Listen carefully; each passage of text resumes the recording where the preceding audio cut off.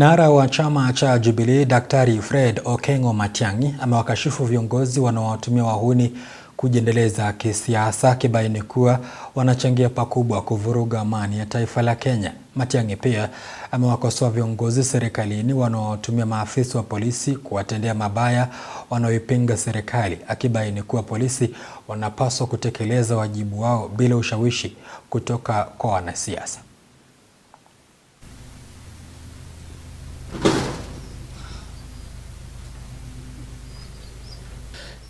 Mambo ya uchaguzi utakuja, siasa itakuwa kila wakati. Leo asubuhi nimepitia hospitali before I came here. Nimeenda hospitali kuona kijana mwingine amepiwa huko. Amepiwa na wakora na watu wa gunzi watu wa siasa ambao ni marafiki wa wakubwa wa serikali. Na nimekaa hapo mpaka polisi wakanipata hapo. Na nikawaambia wale polisi hapo hata watu wa media walikuwa hapo. Niliwaambia nyinyi mnajua tulifanya kazi na nyinyi.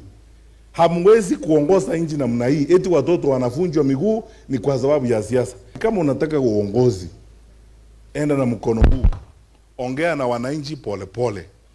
Zungumza na wananchi kwa upendo na polepole. Badala ya kelele, badala ya vita.